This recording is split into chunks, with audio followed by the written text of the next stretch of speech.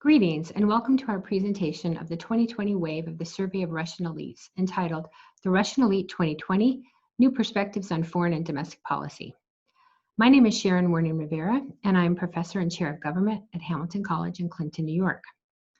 The results we present today are based on 245 mostly face-to-face interviews of elites employed in a broad array of institutions in the Russian Federation.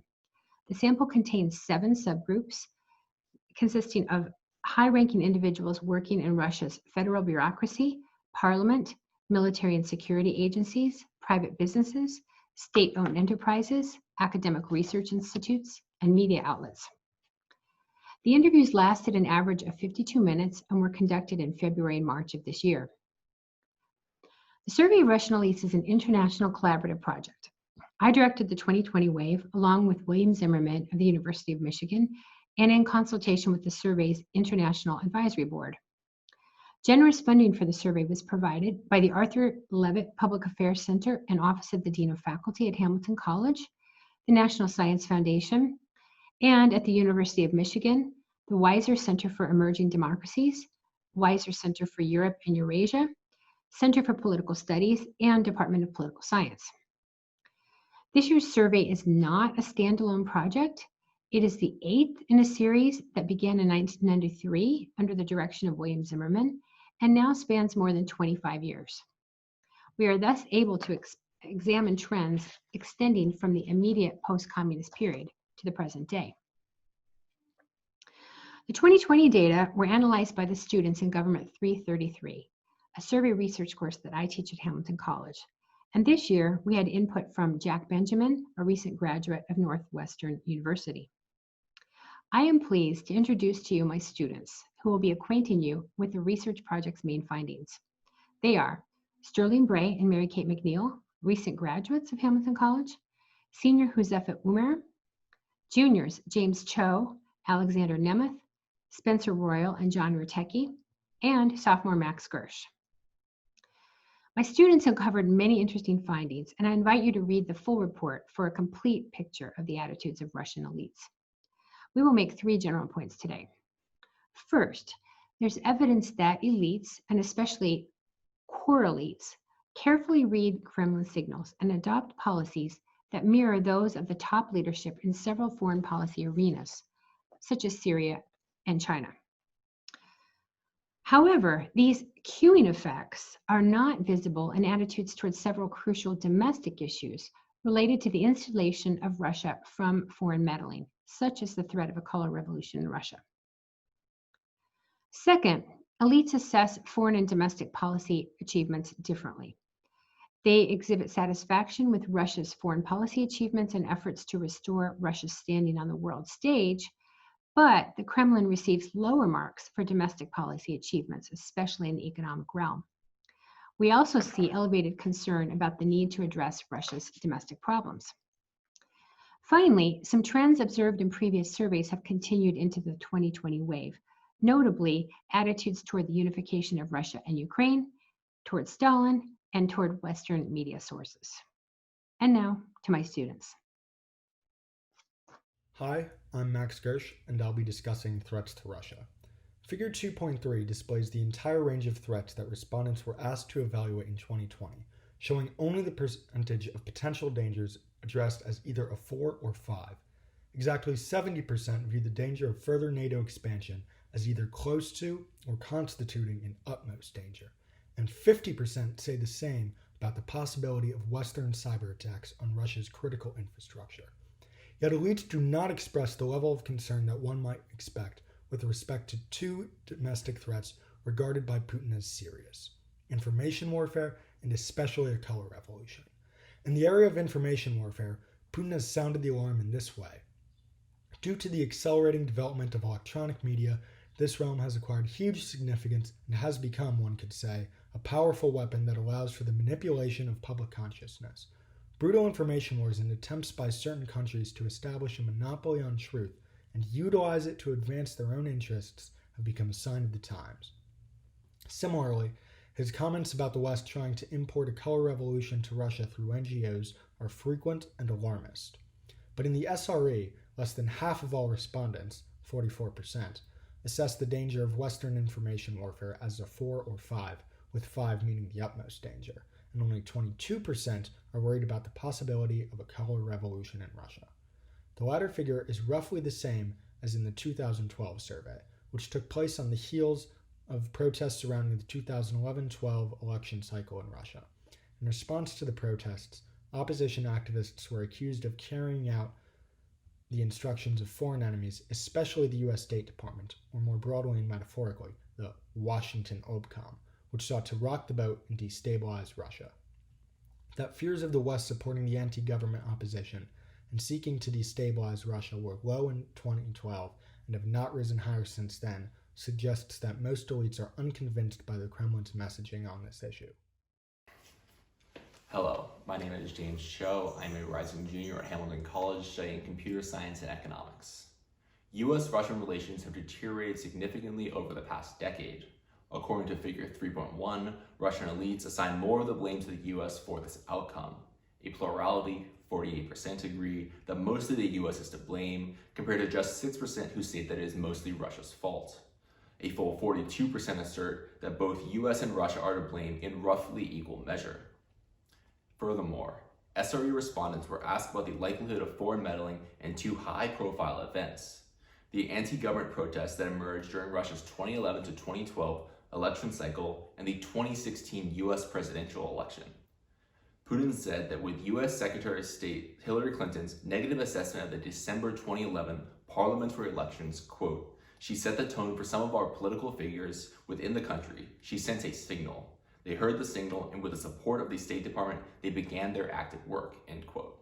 According to Putin, even afterwards, Western nations continued their plans to influence and disrupt Russian elections. On the other side of the Atlantic, the U.S. intelligence community has confirmed Russia's sustained and deliberate interference in the 2016 U.S. elections. Overall, most Russian elites doubt that interference occurred in either country. As the blue bars in figure 3.3 indicate, almost two-thirds, 62%, do not agree that Russia interfered in the 2016 U.S. presidential elections, while 14% say the opposite and 20% are unsure. What is striking, however, is that about the same percentage hold the same view about U.S. interference in Russian elections, whereas it represents a sharp contrast from Putin's words. As the red bars show, almost 3/5, 58% assert that the U.S. did not interfere in the 2011 to 2012 electoral cycle in Russia, compared to 22% who say the opposite and 18% who do not know. One useful approach to analyzing attitudes towards Russia's possible international partners is by classifying respondents according to their relationship with the Kremlin. In line with the idea of queuing introduced earlier in the presentation by Professor Rivera, elites' desired partnerships are linked to their status as core or non-core elites. Moreover, employment in the military or security agencies is a very strong predictor of attitudes. We used categories developed by Noah Buckley and Joshua Tucker to identify respondents who may be particularly sensitive to Kremlin cues because of their proximity to the center of state power. Specifically, those working in the executive or legislative branches or the military or security agencies are classified as core elites, whereas those employed in the media, science and educational fields, state-owned enterprise, or private business are non-core elites. Core elites generally face greater pressure to conform to the party line than non-core elites, and as such might be expected to choose their coalition partners more in line with the Kremlin's stated preferences. Based on President Putin's rhetoric supporting a partnership with China, we might expect core elites in our study to agree more heartily with the Kremlin about the merits of closer cooperation with China and the threats posed by the United States. Indeed, the responses of core and non-core elites reveal noticeable differences. As the first three sets of bars in figure 4.2 show, core elites are 10 percentage points more favorable towards China than their non-core elite counterparts, and 8 percentage points less desirous of partnering with both the EU and the US. A closer examination of the data reveals that a key source of this attitudinal divide between the core and non-core elites is the military and security agencies subgroup. If all 35 military and security officers are removed from the core elite category, the differences between core and non-core elites are far less pronounced. These differences in outlook are particularly noteworthy given the degree of influence that former and active military and security personnel are widely held to exert on Russia's foreign policy-making apparatus. As a matter of fact, SRE respondents perceive an outside influence of the military and security institutions on Russian foreign policy. We asked them to rate the degree to which 10 organizations, governmental institutions, and individuals can influence current Russian foreign policy. Not surprisingly, 2 of the 3 governmental bodies at the top of this list, the president excluded, are military and security structures. The vast majority of Russian elites believe that Russia's influence and respect in the world, as well as its military capabilities, have increased since Putin came to power in 2000. He came to power in Russia just over 20 years ago, serving 2 presidential terms and then 4 years as prime minister before returning to the presidency in 2012. Since then, Russia has pursued a more muscular foreign policy around the globe, whether in Syria, Africa, or the post-Soviet region. Putin also oversaw a dramatic economic recovery and boom after a deep economic contraction in the 1990s. Both Russia's enhanced international status and economic growth have been important pillars of the president's popularity.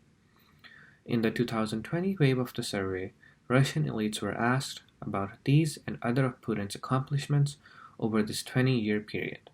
As the figure below shows, 87% assert that Russia's military readiness and strength have grown during this period. Another 80% state that Russia's influence in the world has also increased. Furthermore, more than 2/3, about 68%, give credit to Putin for increasing Russia's respect in the world. The president's achievements on the international stage are markedly different from assessments of his domestic performance. Respondents were asked about a variety of domestic issues, including official corruption, income inequality, and democracy and human rights in Russia. Elites noticed marked improvement in only one of these measures, political stability, with 62% of them saying that it has grown and 23% perceiving it as unchanged. On all other domestic indicators, less than half of the sample sees improvement over the past 2 decades. Respondents reserved their sharpest criticism for the economy. 37% think that the standard of living has fallen since 2000, and only 12% believe that Putin has been able to reduce income inequality. It is worth bearing in mind that these low marks on the economic front were recorded before oil prices collapsed in April 2020 and the coronavirus health crisis really took hold in Russia. Many observers have highlighted the negative impact of these twin events on Russia's economy and potentially on the legitimacy of the Putin regime itself. Future assessments of the president's economic performance are likely to be lower still. In late February 2014, Russian special forces entered and secured the Crimean Peninsula in Ukraine. The Crimean Peninsula houses both Russia's Black Sea Fleet and a majority Russian population, and threats to both, especially the latter, were cited by Putin as justifications for his decision. Weeks later, on March 18, 2014, the Russian government officially incorporated Crimea into the Russian Federation. In April of the same year, separatist groups in the Donbass region of eastern Ukraine initiated pro-Russian protests and seized government buildings. The protests quickly devolved into a violent separatist movement sponsored by Russia, though Moscow denies this, sparking a civil war in Ukraine that continues to this day. Each wave of the SRE since 1995 has asked elites about their preferences regarding the territorial status of Ukraine in regard to Russia. Specifically, respondents were asked about their preferred status for the 2 countries, using a 5-point scale, with 1 signifying that they should remain completely independent countries, and 5 that they be united into a single country. For this analysis, we grouped respondents into 2 categories. Those in the lower half of the scale were coded as preferring independence, and those in the upper half as favoring unification. The data show that support for merging Ukraine and Russia into one country was at its highest level in 1995, at 65%, and steadily declined to its now lowest level ever, with only 5% of all respondents in 2020 favoring this option. In contrast, support for maintaining the current status of Ukraine and Russia as independent countries is at an all-time high, at 67%. In other words, Russian elites have steadily come to terms with the independence of the 2 states over time. What this means is that in contrast to other foreign policy domains like Syria and China in the far abroad, elites are out of sync with Putin on this aspect of Russia's relations with the near abroad. Instead, Putin has repeatedly stated that Russians and Ukrainians are one people and often speaks of a cultural unity. So one of the things that was interesting that we found in the Soviet nostalgia section of the 2020 wave of the SRE was the percentage of agreement with the statement Stalin is blamed for things he didn't do. In recent years, a number of studies have found an increase in romanticization of both Stalin and the Stalin period, such as a 2005 study that found that 56% of young Russians think Stalin did more good than bad. However, if we look to the 2020 data for the SRE, we find that only 9% of Russian elites either mostly agreed or completely agreed with a similar statement, which is that Stalin is blamed for things he didn't do. This is the lowest number the SRE has ever recorded for agreement with this statement. And furthermore, if we look to the data going back to 2004, we can see that there seems to be a fairly steady decline over time in the agreement with this statement, which suggests that at least among Russian elites, there is a decrease in this romanticized sentiment about both Stalin and the Stalin period. And the only outlier in this trend is 2016, where we saw a jump from 12% agreement in 2012 up to 34% agreement. But this 34% agreement drops back down to 9% in 2020, which again is the lowest number we've recorded, which suggests that this trend is actually continuing despite that outlier in 2016, which suggests that on the whole, romanticized sentiment of Stalin and the Stalin period is decreasing, at least among Russian elites. In August 2019, Moscow witnessed an authorized rally of up to 60,000 people, reportedly the largest since anti-government protests in 2011 through 2012. We asked elites to rate 6 forms of protest on a 10-point scale according to how justifiable they are, where 10 means completely justifiable and 1 means completely unjustifiable. For these analyses, we grouped respondents into 2 categories. For those who selected 1 through 5 on the scale, the activity was coded as unjustifiable, and for those answering 6 through 10, justifiable. Overall, with respect to 4 of the 6 arenas mentioned in the question, boycotts, strikes, protesting on social media, and unsanctioned demonstrations, a greater share of respondents approved of that form of protest in 2020 than in 2016.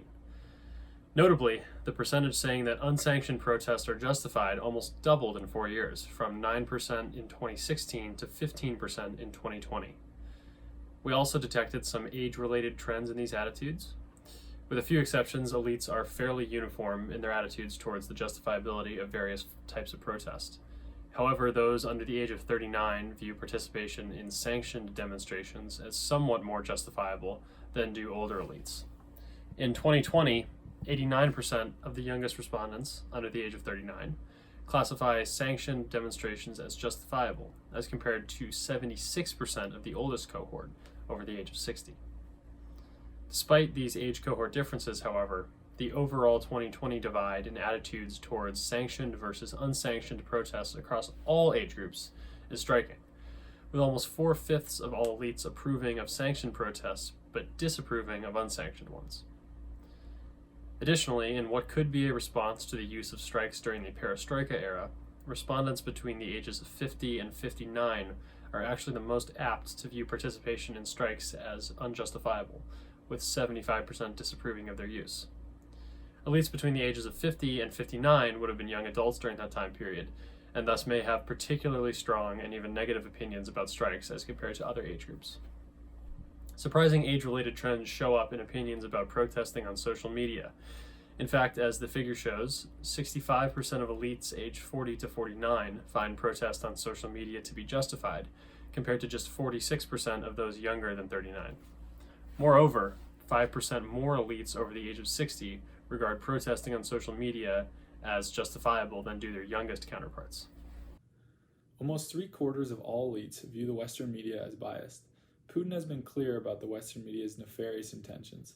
For instance, at the St. Petersburg International Economic Forum in May 2014, Putin responded to a foreign journalist who asked about freedom of speech in Russia as follows: "You Americans have no right to lecture us. Your TV stations blatantly lied about the events in Kiev. You have no moral authority to breathe a word about freedom of speech." The SRE allows us to assess the degree to which respondents agree with Putin that media outlets based in the West are biased. Figure 9.1 shows that most high-ranking Russians believe that they lack objectivity.